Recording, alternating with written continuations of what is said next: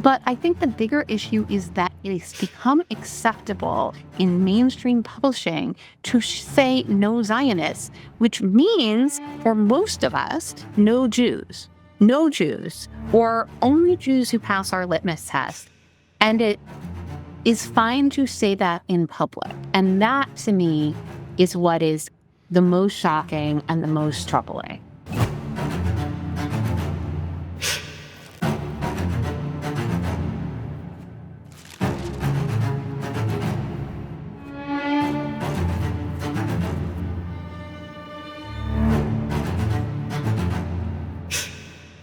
Welcome to The Honest Take, the show that goes past the headlines to find out what's actually true about Israel and the people covering it. I'm Ben Chertoff. My guest today is Meg Keene, the writer who put a name to something publishing spent 2 years pretending wasn't happening: a blacklist of Jewish writers.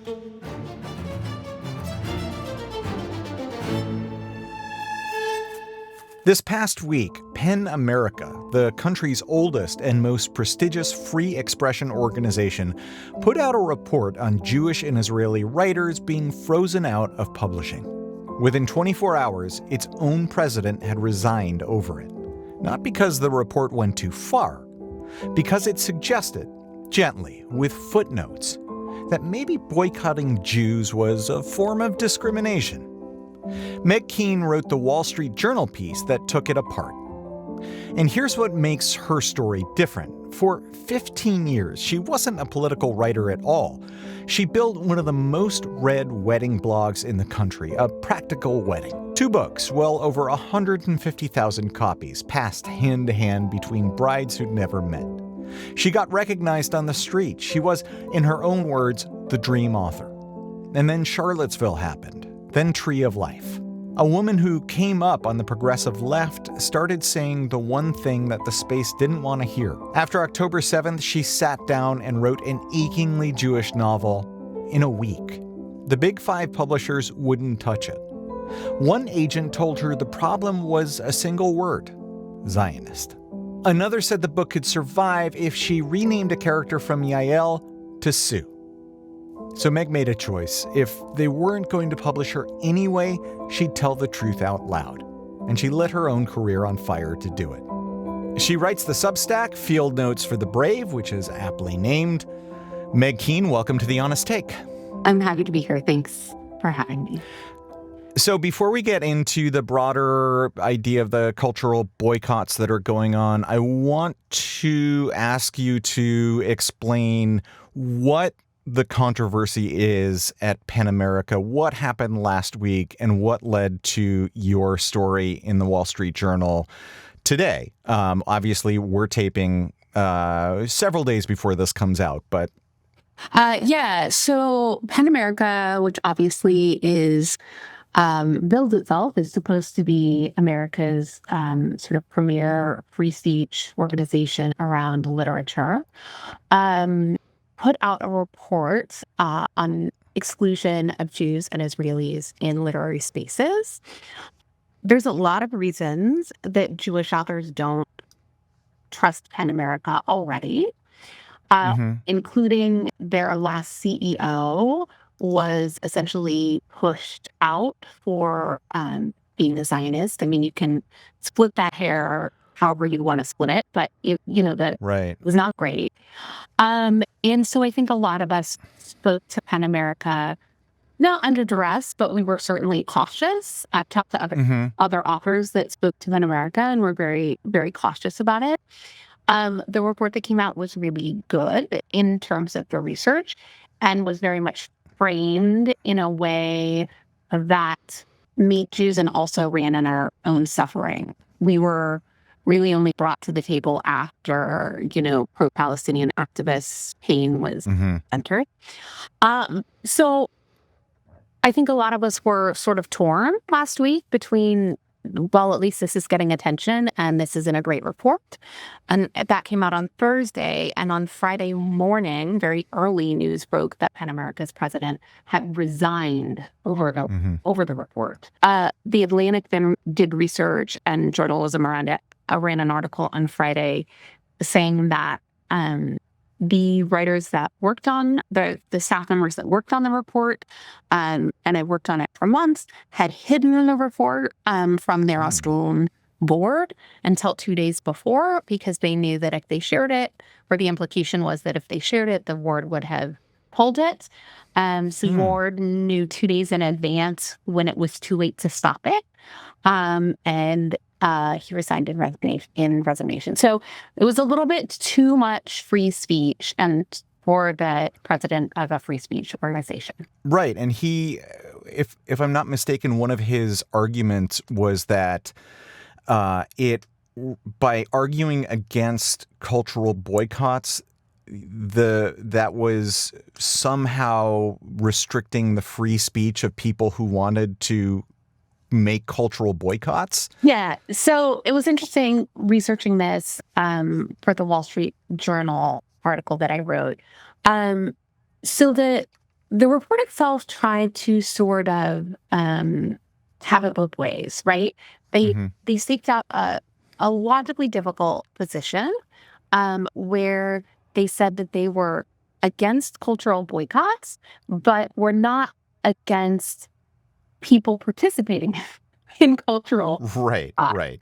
Which actually my editor at the Wall Street Journal, I sort of wanted to move on past that argument, not because I agreed with it, but because I was like doing that thing you do as a writer where you're like, I just want to clear this off the table so I can talk about the thing I really want to talk about, right? And he was like, but this doesn't make any sense because boycotts are made up of people who are boycotting.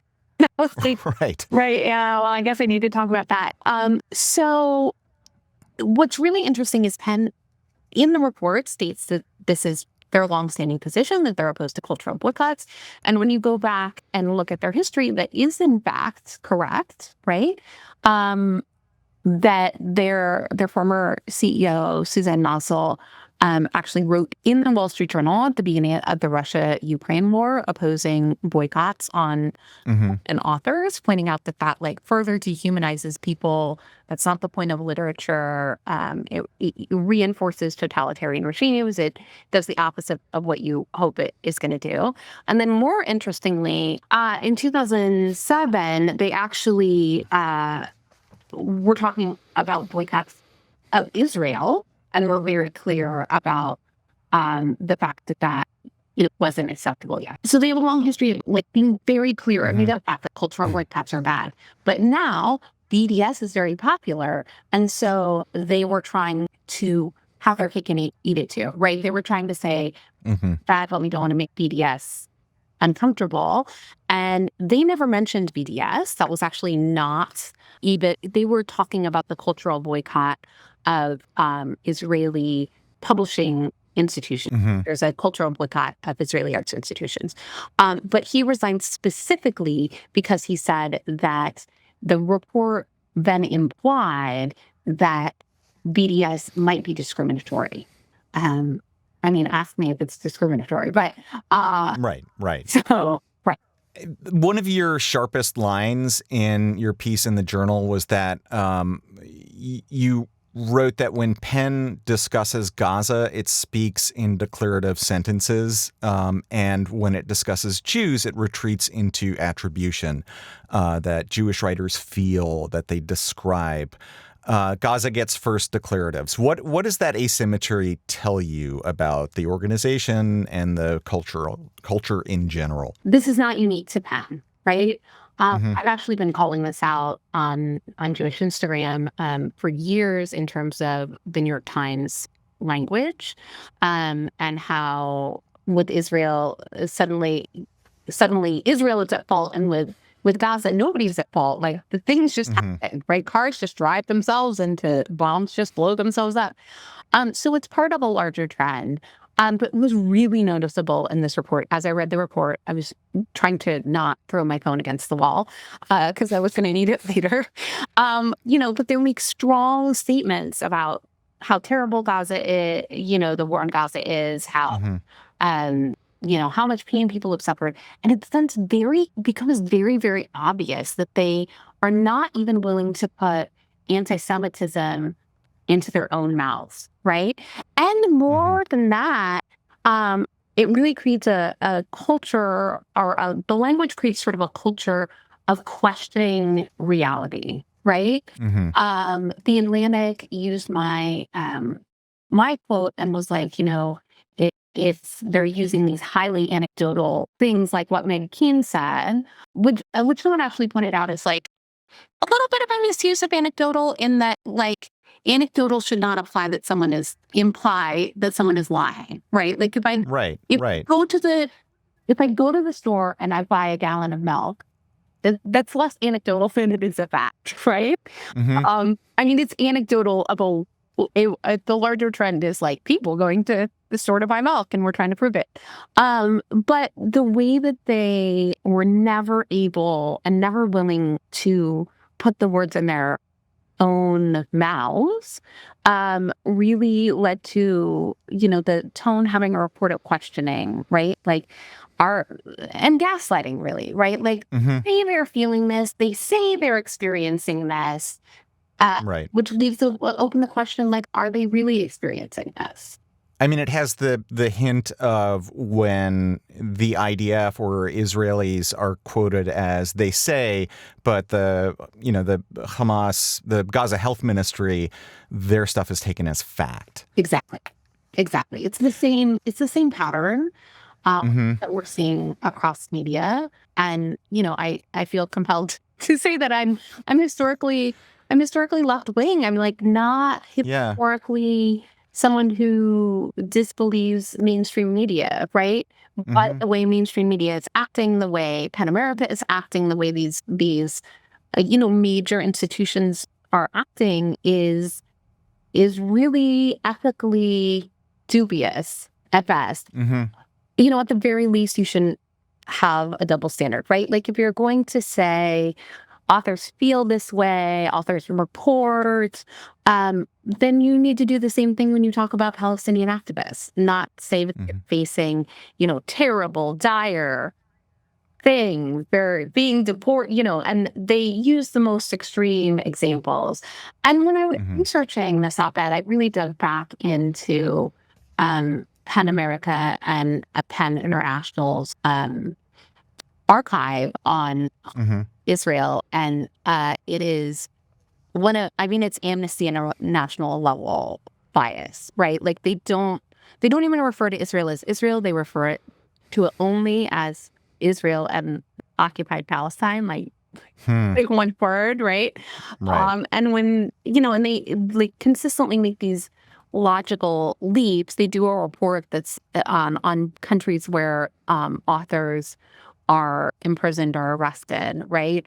And I was reading it and felt compelled to like say out loud to nobody around me, there's a difference between an author being arrested and being arrested for being an author, right? And yes, right? Like that's a really important distinction. If I go down the highway at 120 miles an hour, I may be arrested, but I'm not being arrested for a literary crime, right? And so when you go into the details of, quote, Israel and occupied Palestine, these authors are being arrested largely for, and we can debate, should they be arrested, should they not?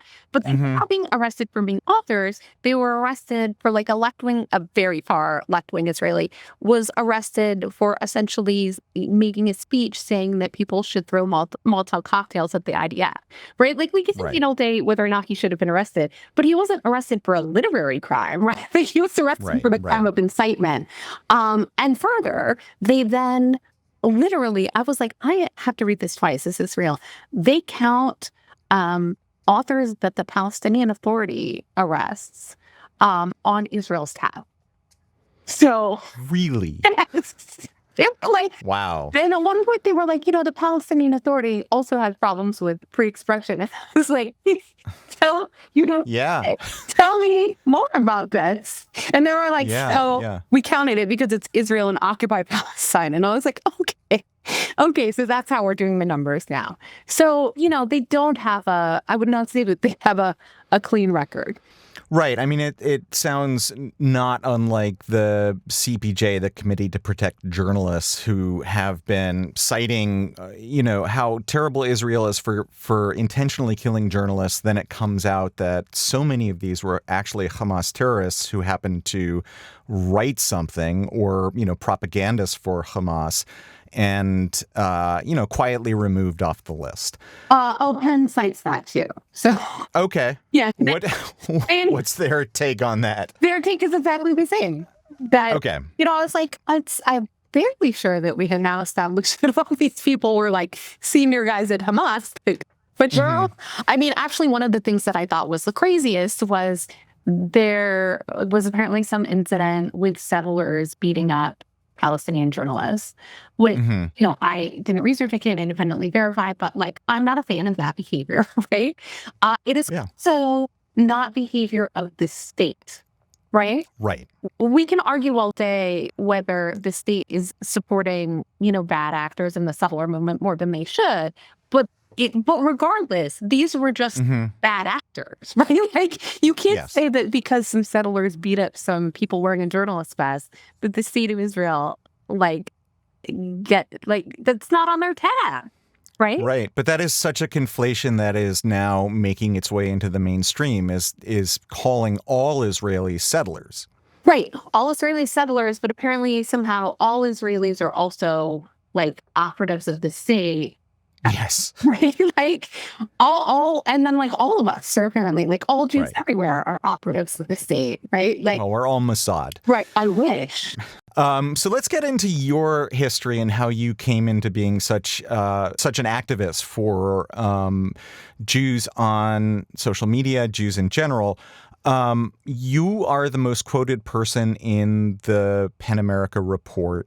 I want to go back. Who were you before any of this? Yeah, so I was a prominent blogger in the 2010s in that era. I always remind people it was a different era, so we have to we're talking about. I wrote a blog called A Practical Wedding, where we covered.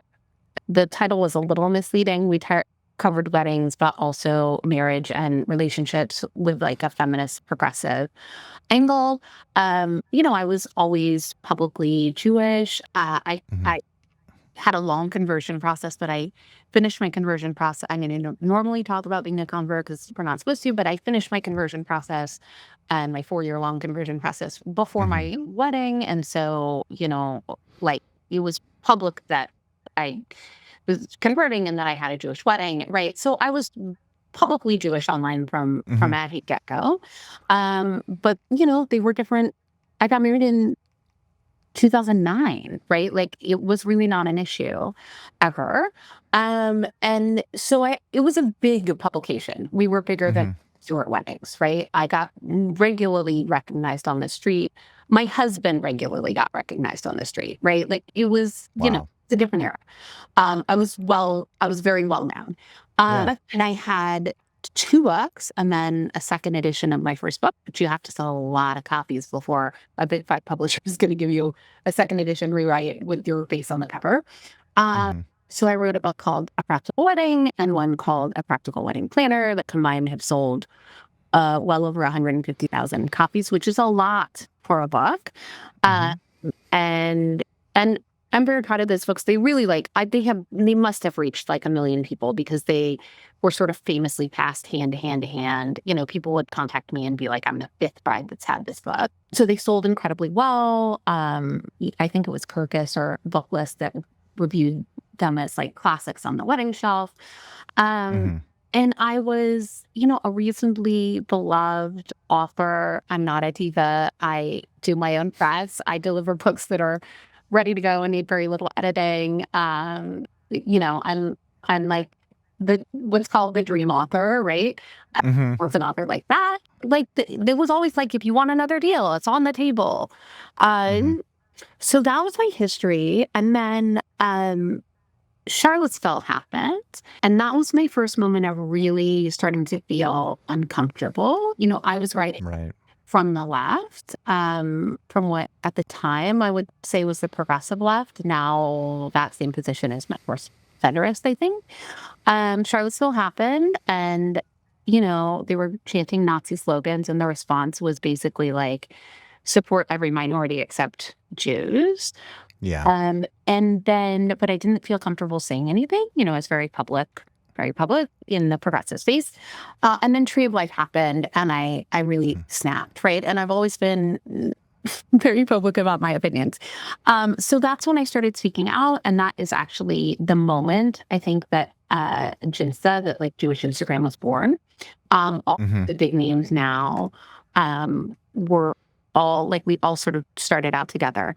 But I was not trying to make a name for myself in terms of like being a Jewish influencer, because I still had a separate business. Yeah. And then the pandemic happened. My business sort of slowly fell apart. Very hard to run a wedding business during the pandemic. Very unpleasant also to run a wedding during the pandemic.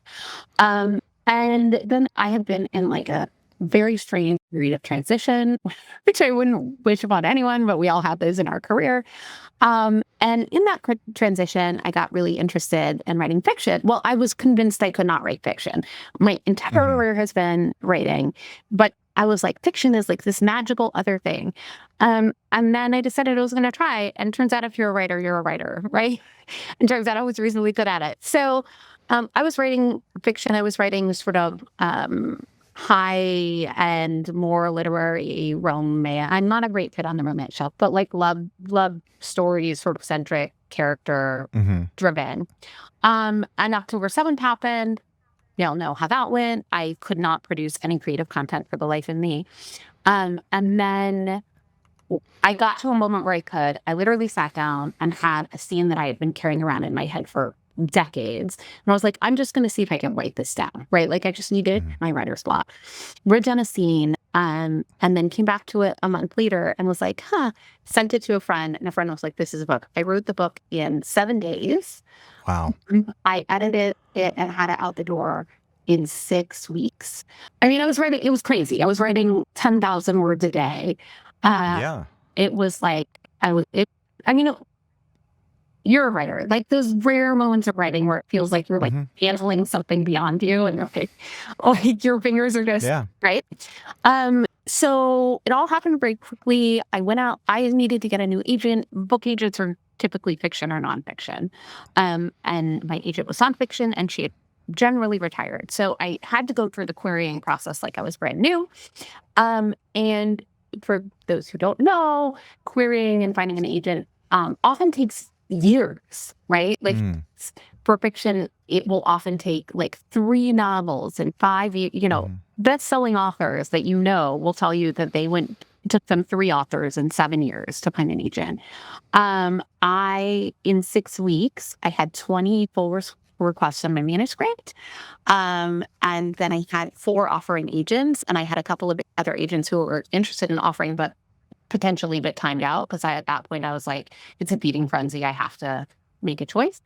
And all of this is with the background that I had to research every single agent to see what they had said about Judas or Israel online. And so my pool of agents that I felt comfortable reaching out to, which wasn't like they've ever said anything nice about Israel or Jews. It was they've never said anything terrible, right? Right. So that pool was about a third. 2/3 of agents I couldn't reach out to. So I had this feeding frenzy. I had multiple offering agents. And that was when sort of warning signs started to show up. And this is, mind you, 6 months after October 7th. We now know that things were cooling for Jews in publishing, but not everyone knew, right? Like agents were not like fully aware of what was happening. Of the offering agents, one of them told me pretty directly that she had looked at my Instagram and she was willing to work with me, but wanted to be clear that she didn't know if anyone would touch me because of politics. And I was like, what do you mean by politics? And she was like, well, you're a Zionist. And she said, but at least the word Zionism doesn't appear in your book. And at least your characters are not Zionists and the book isn't political. And I thought, like, obviously my characters are Zionists. And the background is I had written, because of the moment, I had written this incredibly Jewish book, because it felt like the book that Jewish women needed. And in fact, when I passed it around and like I gave it, it has been read on the beach, Tel Aviv, in Shoah, on someone's phone, like beginning to end in one section, right? Where women are like, this is what I needed. This is what I needed. Yeah. So very Jewish in tone, sort of like achingly sad. Also, they call each other like Chaim Shali, and they talk about their Holocaust history, etc. So one agent says, you're too political. Another agent is Jewish, and I really respect. And she said, I hate that this is breaking my heart, but we would need to take out basically every part of the book that is Jewish that doesn't drive the plot. Like they can say Jewish in name only. Well, not in name only, because the best friend is named Yael. And she said, it's one of my favorite names. I named my characters based on names I wanted to give my kids that didn't. And I was like, one of my favorite names, right? Like it was in consideration for our daughter. And she was like, but we have to pull it out. It's an Israeli name and it will be a red flag for editors. And it needs to be something like Sue. I didn't sign with her. I probably should have signed with her because she was correct. But it would have broken my heart and it would have such mixed feelings because it's like, in the end, looking at the data that I've looked at, I don't think the book would have been signed anyway. But there's that part of me that's like, maybe I could have gotten it through and there would be one more Jewish story, but then I would have had to rip out the heart of the story to Right.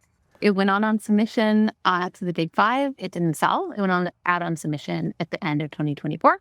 It didn't sell. I can now tell you, looking at numbers, that basically very few, I believe 7 Jewish books by Jewish authors sold that year, or books on Jewish themes by Jewish authors sold that year. One, I happened to, in the middle of all of this, come across a post, I think yesterday. I don't know if this is anecdotal or if this is true, but I wanted to ask you if you've run into the same thing. But speaking of literary agents, they have lists of kind of like, don't send me this stuff, the stuff that they don't want to see. And almost all of, and the funny thing is, this was not a person posting specifically from a Jewish standpoint. They were just saying that, like, look at these ridiculous, how confined the world has become. But they also, like, almost every single one said, like, had a line that was, they were almost all the same. No cops, no fascists, no Zionists in the story. Yeah. So Liza at Pens and Poison, as I believe who were talking about, who posted that. Who is? Yes. Yeah. She's Jewish, actually. She's an ex-Soviet Jew. And they really don't like censorship. I will tell you what. Yeah, Liza's a friend of mine, and we talk about this a lot. Yeah, so there's something called manuscript wish list. Great site. And you can go on, and it's mostly agents telling you what they're looking for. And when you're querying, you go on manuscript wish list when you're going to query an agent and you check to see what they're looking for. And often it can help you shape their pitch, right? Like one of the agents I pitched said she was looking for like something meets the red tent. And I was like, well, I kind of did that.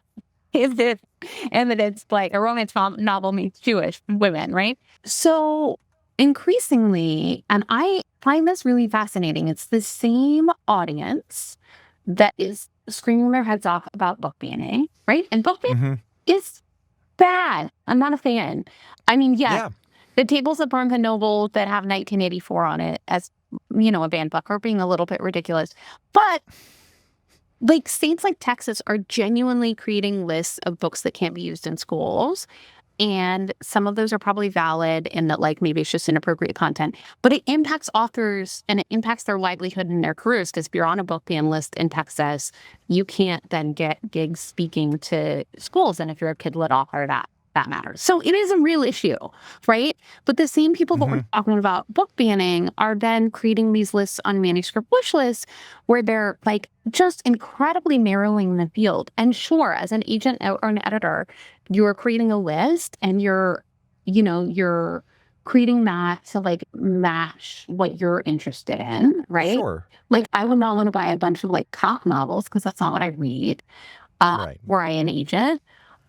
But these lists, the problem is there's uniformity across agents, right? We're increasingly seeing agents that are only like female progressives, in the modern sense of the progressive term. They don't want conservative viewpoints. And again, I'm not a conservative, but I think it's actually quite illiberal. Like, as a liberal, I have a problem with the fact that that's the point of liberalism, right? Is that we bring multiple points of view to the table and, best idea wins. But also in fiction is about, sorry, this is when I get emphatic. Fiction is about empathy. Fiction is not supposed to be about like having a point of view and sticking to it. I'm actually reading a very explicit novel called Games, which I highly recommend, where it is a love story between like a neoliberal ex-Soviet and like a younger like socialist progressive, and they're arguing their points of view,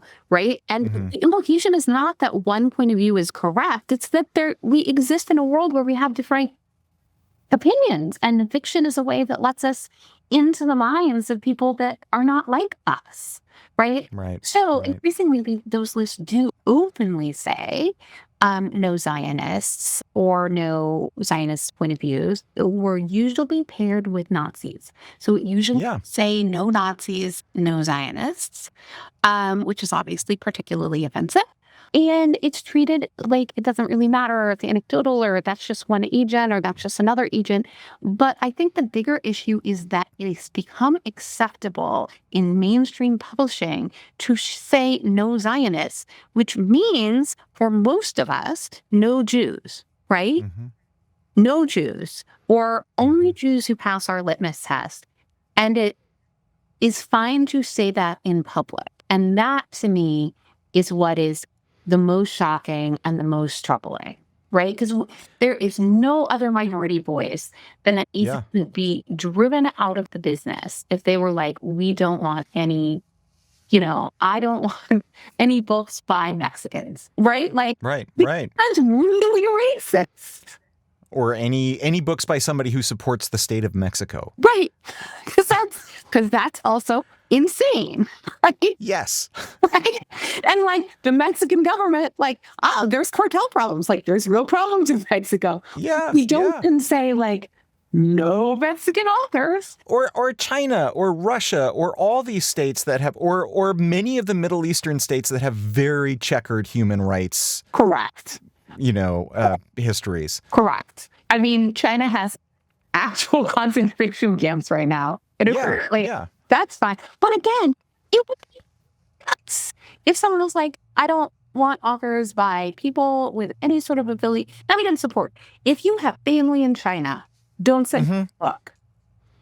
Right? That's lunacy. That's like open bigotry. But it's allowed in this one instance. It's gone beyond agents just writing what they don't want to get. In 2024, there was the "Is Your Favorite Author a Zionist?" spreadsheet, which is similar to other cultural forums where these doxing like spreadsheets and lists have gone around. Which led to Goodreads review bombing, canceled events. Can you kind of connect the dots on that? I mean, it's disturbing to see lists of Jews these days. It's disturbing to see lists of Jews.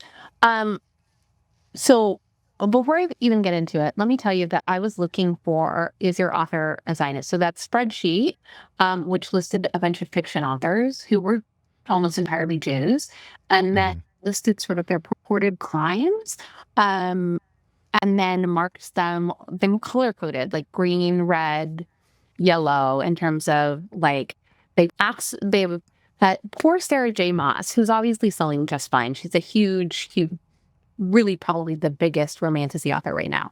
Her crimes, which I always joke about, were listed as she went on birthright to the Cotel and put two prayers in the wall. One was that she become a published author, and one was for peace. And now she's sold like hundreds of millions of books. And I was like, well, one, two isn't bad. Right. He's the most published author in the world, and there's no peace at all. But, she got Yeah. Right. Yeah. So I was looking for this spreadsheet, and the JTA is one of the only places left that has like a screenshot of it. So I went to the JTA, looked it up. I had not realized that the JTA has blessedly digitized their entire archive of like 100+ years. So I looked it This up. is the Jewish Telegraph Agency, The right? Telegraph Agency, one of our Yeah. wire services. So I looked it up, like Jewish blacklisting, whatever. And there was a list of articles that came up, and I was like, okay, great. This is like the first two. I was like, great, this is about it. Click through. It was like, something feels wrong with this article. Like, this, what's wrong with this? And then I realized the article was dated. I am not making this up. The article was dated 1939, and it was about, yes, it was about black of Jewish authors in Germany. And I was like, and mind you, I had read 2 paragraphs and thought it was from today. An article. And then I was like, oh my God, went back and was like, this is the right article. Click through. It was also from 1939 in Germany. Wow. It was the third article that was the article of 2024. So this is part of a really much broader trend. If you go on Instagram, there's also an account called Zionist Authors, I believe, where they make you like a kicky graphic, and it's like your headshot, and then it says Zionist behind you. But it's apparently a bad thing.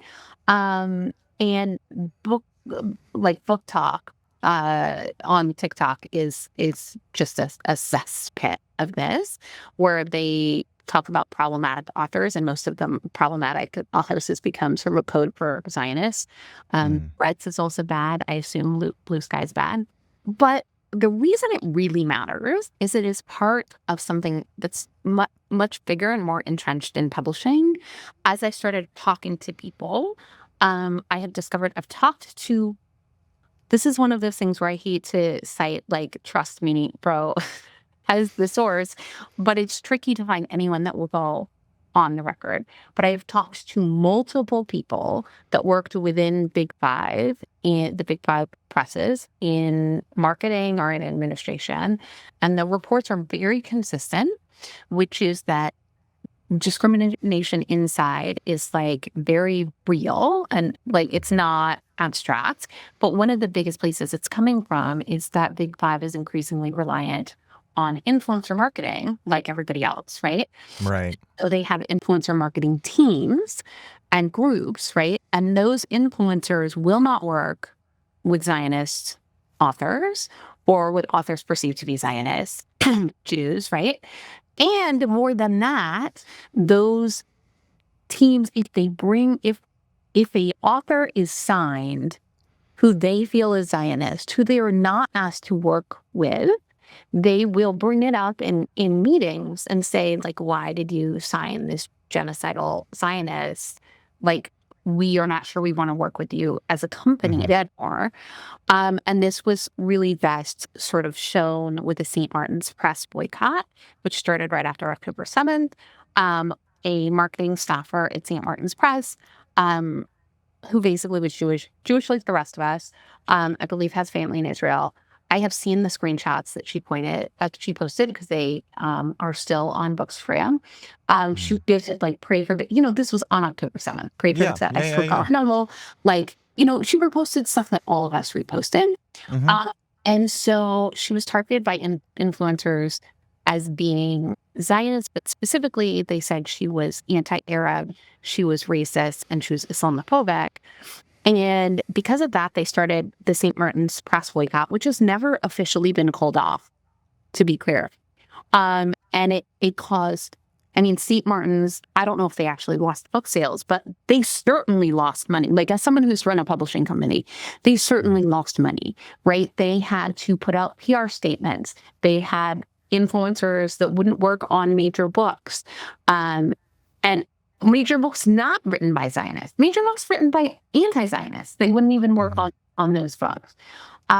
So that really, I think, had a chilling effect, right? Because then it was a warning shot, right? Like across the bow, that you work with Zionist authors, we're going to make you pay, and it's going to cost you on your P&L.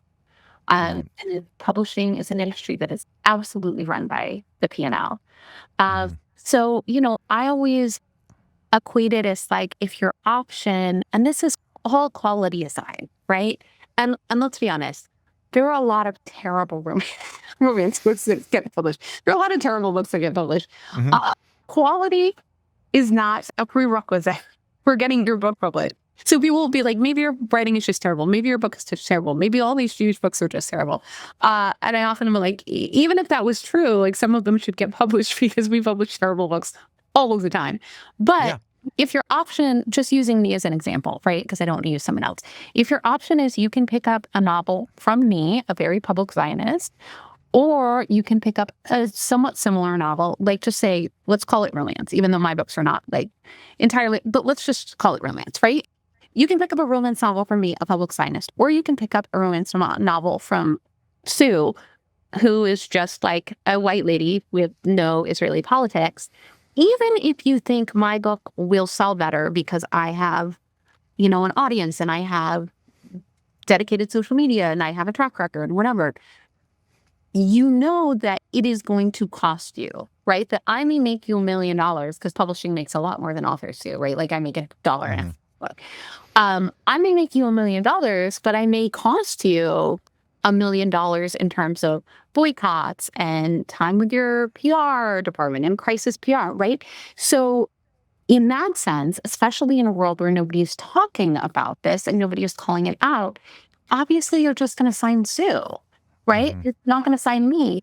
And to me, that has been part of the goal of choosing to go public, when I chose to go public earlier this year, I basically was like, this is it. I'm lighting my fiction career on fire. But at that point, I felt like I really didn't have a career left to light on fire, right? Like it was clear they were not going to publish my books.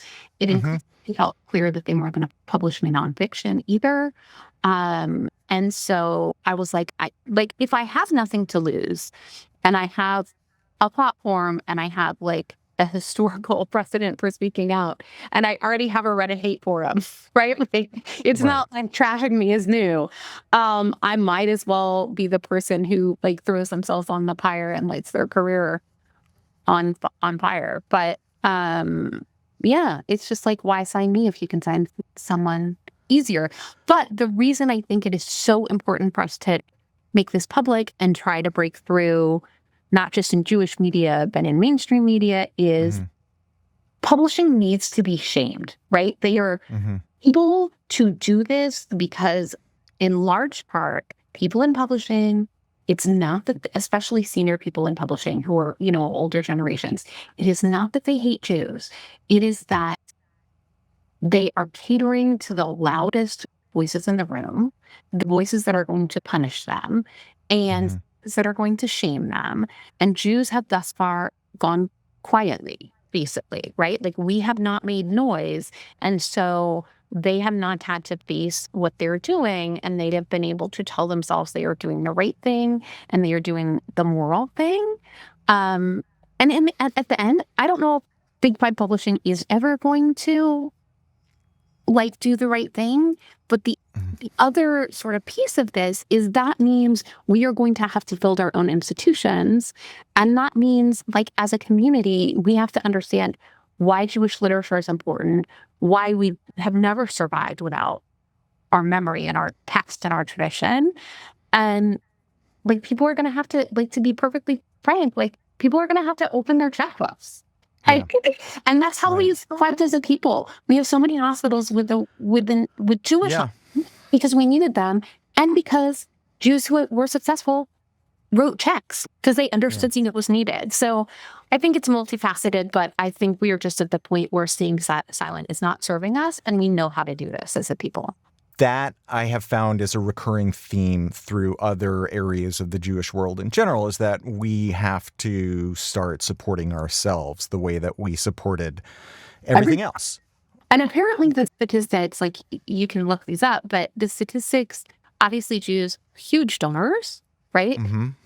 Have been hugely successful. Many Jews give lots of money, but we still overwhelmingly give money to non-Jewish causes. And when we weren't in crisis, great. My husband often says that there was this feeling after the Holocaust that maybe we survived to become a race of mensches, right? To bring light to the world. And I don't think that was really ever true, but it certainly can't be true now, right? Like we have to for ourselves. And I think we cannot depend even on our legacy institutions to be like, well, they'll take it from here because they haven't, right? They have not. And so it really has to be incumbent upon us, and it has to be important. And we have to stop saying like, oh, someone else will do it. Someone else will bring it back. Someone else will start the press. Someone else will speak out, right? Like, if my words are reaching you now, it's on to help in whatever way you can, right? One of the things that sticks out to me, and you were talking earlier about how Jews need to start making more noise, is, you know, the ears that noise falls on and the reception that it gets. Because the Penn report came out and it didn't get mainstream attention until the next day when Mengistu resigned. That was the tipping point that made it suddenly a story, and there was a New York Times story about that. What does that tell you? Well, I've been in the trenches with this, right? Like I have pitched, this was not the first op-ed I pitched to the Wall Street Journal, though there was a reason they picked this one up, right? And I'm very grateful that they did. I had pitched op-eds in the New York Times that unsurprisingly have not gotten picked up, right? Like it has been very, very hard. And I think that's beginning to change. And I think that's to continue to change, right? Interestingly, as unhelpful as the Penn report was in some ways, I think that it has kicked off a conversation that we are now going to see continue. I think we're going to see more reports come out. I think the evidence is going to become like more undeniable. But it's really hard to get the mainstream press to care. And I think I think it's important for the mainstream press to care because I think we have to shame people. And also, I have decided personally that even if we cannot get anyone to change their actions, right? If we cannot get a single person in publishing to change their actions, I want to make sure that I have done my part to document what is happening so that things change, even if it takes a decade, even if we've lost an entire generation of talent, right? Even if I never have a novel published, I want us to be able to look back and have on the record, as we have always done as Jews, this is what happened. This is what was done, right? Like this is what cannot happen again. I mean, it's like the JTA story that you found from 1939 is the thing that just popped in my head. What if that hadn't been on the record? Right. Right? Like we have to document it. And if the only place that's going to document it is the JTA, is the JNS, is Times of Israel, is the Jerusalem Post, you know, is the Forward, is Hadassah, whatever, then that's where we have to document it until the rest of the world starts paying attention. Because at least then there will be a historical record that you can point to. And building that record in terms of what's happening in publishing and the arts more broadly, because this is not just publishing, right? Yeah. This is theater, this is visual art, you know, this is the arts in general. Building that record is really only just starting, I think. But we have to ask ourselves, like, what have we saved as a culture? Like, who have we saved? If we've saved, like, only Jewish bodies, but we have no Jewish art. If we have no if we have no Jewish painting, if we have no Jewish theater, like, you know, if we have no, like, what is musical theater without Jews? For God, what is any art without Jews? I mean, the history of modern art is all Jews. Marcus Rothkowitz, right? You know? And also, who are we as a people? We are not a people for whom culture is and this actually feels sort of more emotional, but like we are not a people for whom culture is an extra. We are not people for whom culture is like the icing on the cake, right? Like arguably like Talmud and Torah and really in rabbinic Judaism, whatever religious or not, like Talmud has created the written words of Talmud have created the culture that all of us live in as Jews, like religious and secular, have created the culture where you and I are having an intellectual discussion and debating, right? And this isn't just fiction, it's also nonfiction. And like, who are we as a people if we can't publish like our nonfiction arguments, if we don't have Mark Rothko, right? Like, who are we? And I think the answer is like, we cannot save ourselves and lose our soul. And that means we have to fight for both at the same time. But the good news is that is what brings joy to the fight. You know, I keep pointing out to people, like, things are real hard right now. Things are really depressing. And if one of the things you can do to genuinely make a difference is to pick up a Jewish novel by a new author and read it, like over Shabbos or on the plane on your way to a business meeting, like, what a joy. I have just read like back of Jewish novels that were all recently came out, a bunch by Israeli authors. Like, what a joy. And I felt, I went from feeling depressed to feeling like, oh, this is like, I live in a world and a culture worth being part of. So, you know, I think not only does it save our culture, but I think it literally sort of helps save us in a non-Christian way. It helps like quite literally like save and heal our souls and help us like return to ourselves in the midst of a global emergency. Yeah. I want to talk about a bigger theme that I have seen developing, and I'm obviously not the only one who's noticed this. The idea of like Gaza and Palestine as being this messianic savior of the world. Matty Friedman, I'm sure you read his book. I mean, his story on Gazology. Stories featuring Gaza, the other point of view, are not having a problem getting published. Penn was like, you know, pro-Palestinian authors are being punished. And I read it all out. Right.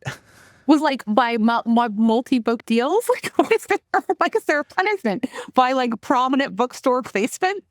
Yeah, you can go into any independent bookstore now, and there's a wall of books. A wall of books. I went to take my 13-year-old son in a bookstore, and he was like shaking his head at me and was like, "No, we need to leave." And I was like, I was going to buy a book, and he goes, "Not here."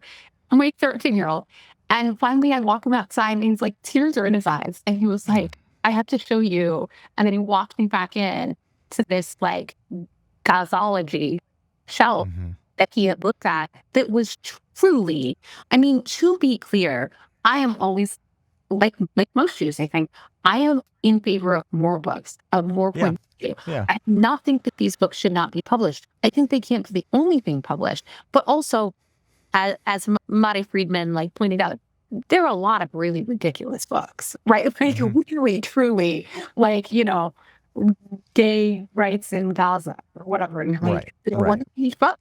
Or Gaza being, you know, Israel being the cause of environmental disaster globally. Well, and one was like the martyr. It was like, I mean, it was very religious, right? Like, particularly like the martyrology of Palestine, how Gaza is sacrificing themselves for the world. The books about Gaza are getting sold, but the thing that really sticks out is you know, the Writers Against the War on Gaza, WAWAG, which has been a very active group in terms of creating these blacklists of authors.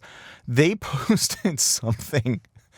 Or were quoted yesterday in the Times of Israel as having said that, and I'm quoting, "There can be no freedom to write without a free Palestine." Because Palestine is the unicause now, right? Like, it is.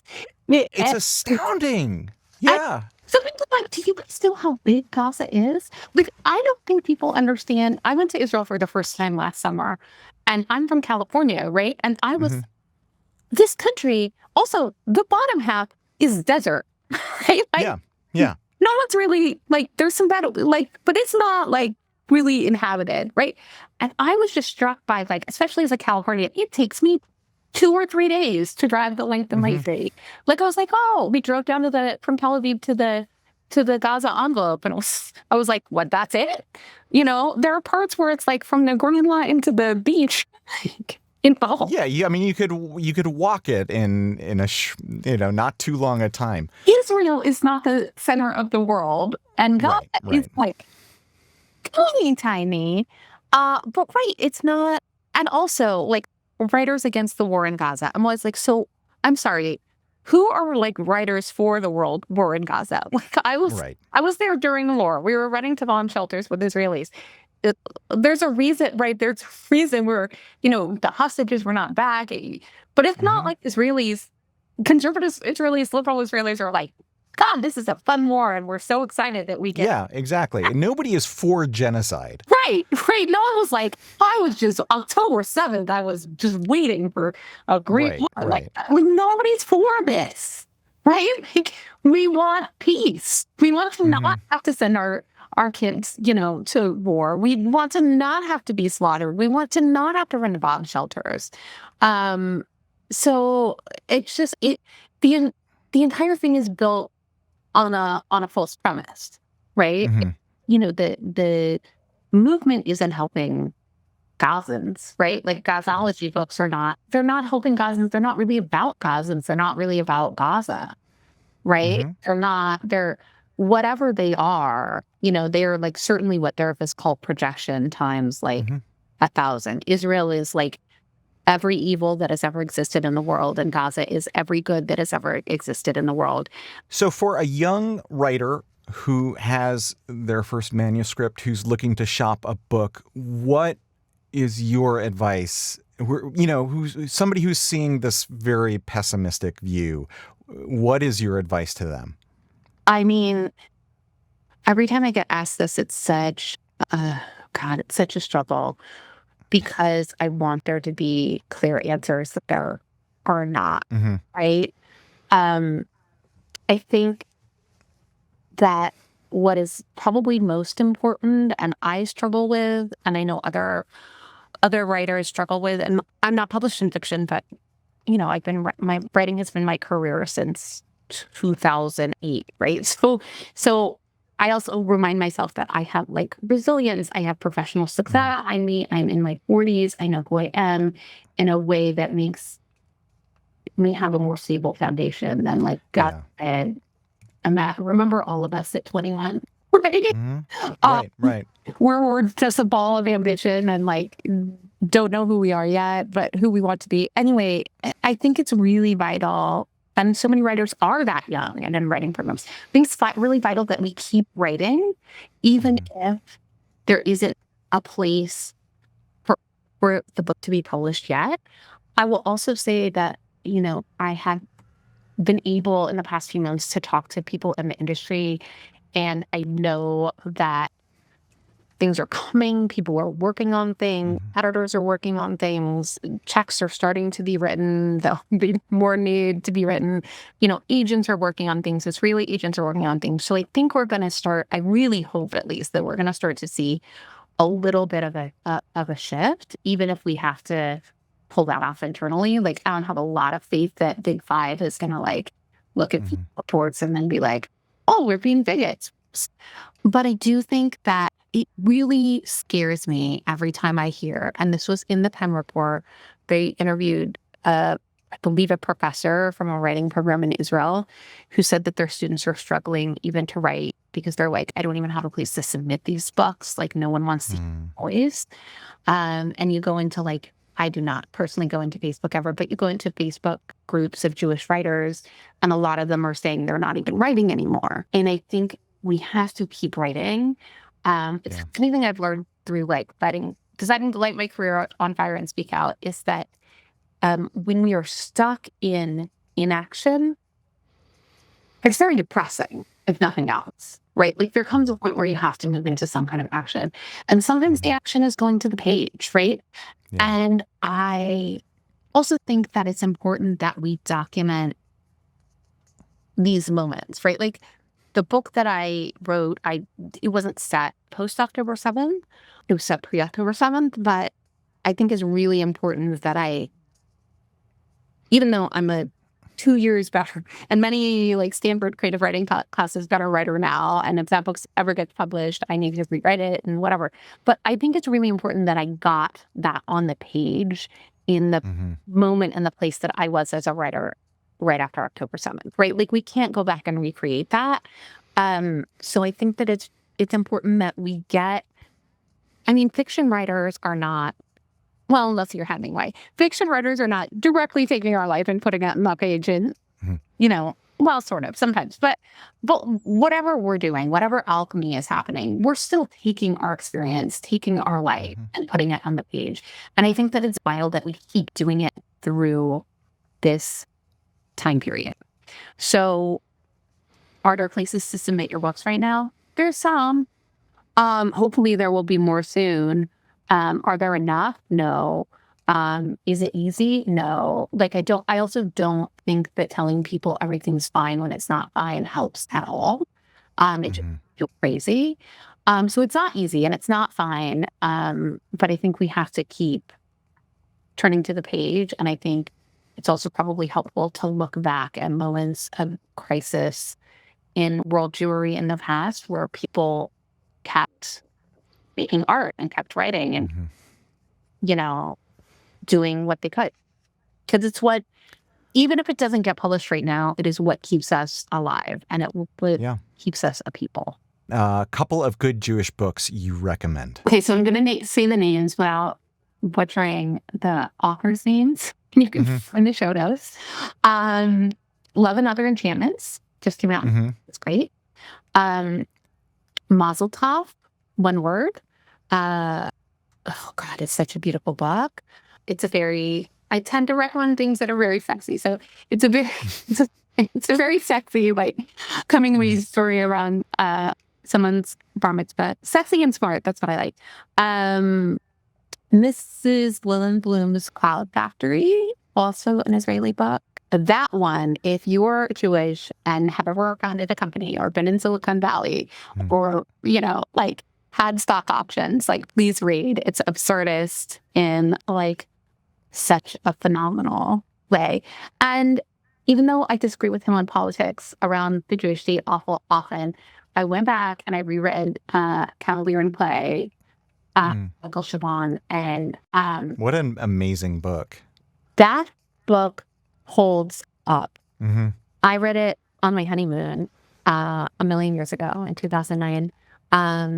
Credited all over Scotland. I just reread it. I think it went from in my top 10 of best novels ever written to in my top 3 with a reread. And often books don't hold up in that way. I reread it and was I can't really thread the needle between his politics on the modern state of Israel and his artistic work. I don't understand how he's threading the needle, because I feel every sentence in that book really sort of pulses with the need for the Jewish state to exist and makes a case for it. But one of the things I will say that I have noticed is that even when Jewish books are getting published now, they are the ones that get through are often, there are Jewish characters, but they're not Jewish in tone in the same way.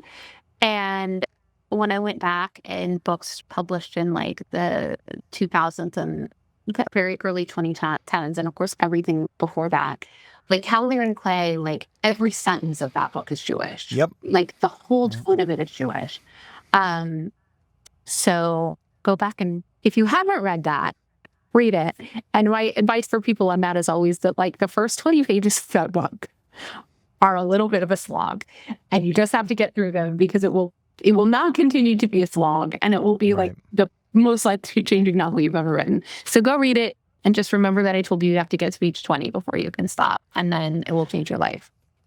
Great advice. Where can people read more of your work? I am at Meg Keene on Instagram, on X, and I am, for some reason, I decided to change my branding. I'm at Field Notes for the Brave on Substack. Meg Keene, thank you so much for joining us today. Here's what stayed with me. While Meg was researching a 2024 Blacklist, the one titled "Is Your Favorite Author a Zionist?", she went looking for it in the archives of the Jewish Telegraphic Agency. She pulled up 3 articles. She read the first 2 paragraphs of the first article she pulled up and thought, this is it. This is about today. It wasn't. It was dated 1939. It was about the blacklisting of Jewish authors in Germany. So was the second. She could not tell the difference between 1939 and now. Meg's not a doomsayer. She's actually the opposite. Her argument is that the answer to this is not to shrink. It's to write more, document more, and build our own institutions the way we always have. Because the thing they're boycotting isn't a luxury. As Meg says, we are not a people for whom culture is the icing on the cake. It is the cake. It's the Talmud, the argument, the story passed down, the reason there's still an us to argue about. And as she put it, we cannot save ourselves and lose our soul. We have to fight for both at the same time. She left us a stack of book recommendations, Jewish novels worth your Shabbos, worth your next flight, and they're in the show notes. Read one. It's the smallest act of defiance there is. You can find Meg at Field Notes for the Brave on Substack and at Meg Keene on Instagram and X. Links are in the description. If this conversation made you think, do me one favor, leave the show a rating and review wherever you're listening. It's the single biggest thing that helps new people find us. And if you're not already, subscribe, hit the notification bell, and follow Honest Reporting on Instagram, X, TikTok, and Facebook. I'm Ben Chertoff. This is The Honest Take, and we'll see you next time.